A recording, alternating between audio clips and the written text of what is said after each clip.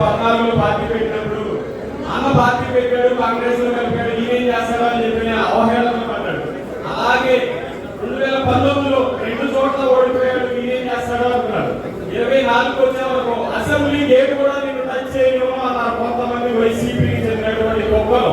అలాంటి వాళ్ళని అసెంబ్లీలోకి రానివ్వకుండా చేసినటువంటి ఘనత మన పవన్ కళ్యాణ్ గారిది.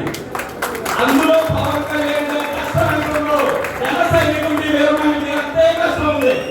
ఎంతో మంది నాయకులు వచ్చారో వెళ్ళారు, కానీ జన సైనికులు వీరమహిళలు మాత్రం ఇక్కడ ఉన్నారు. పవన్ కళ్యాణ్ గారిని వదలలేదు, పార్టీని వదలలేదు. వదలు కూడా మనం ఆశించిన విధంగా పవన్ కళ్యాణ్ గారిని సీఎం సీట్ లో కూర్చోబెట్టే వరకు కూడా మనం నిరంతరం ఇదే విధంగా పనిచేద్దాం.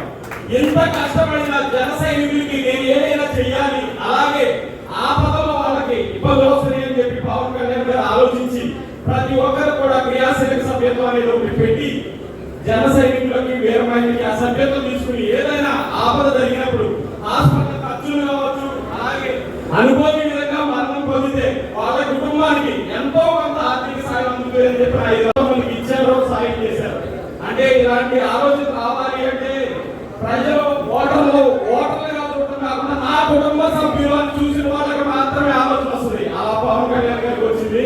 ఆ విధంగా మనం ఈ సభ్యత్వాన్ని ప్రతి ఒక్కరు కూడా సద్వినియోగం చేసుకుని ఈ సభ్యత్వం తీసుకుంటే పార్టీ సభ్యత్వం కాదు, ఆంధ్ర రాష్ట్ర అభివృద్ధిలో మనం కూడా ఒక చెయ్యేసి ఆంధ్ర రాష్ట్ర అభివృద్ధికి పార్టీకి సపోర్ట్ గా ఉన్నట్టు అన్నమాట. ప్రతి ఒక్కరు కూడా సభ్యత్వం తీసుకుని జనసేన పార్టీకి ఆంధ్ర రాష్ట్ర అభివృద్ధికి తోడ్పడతారని చెప్పి కోరుకుంటున్నాను. జై హింద్, జై జనసేన.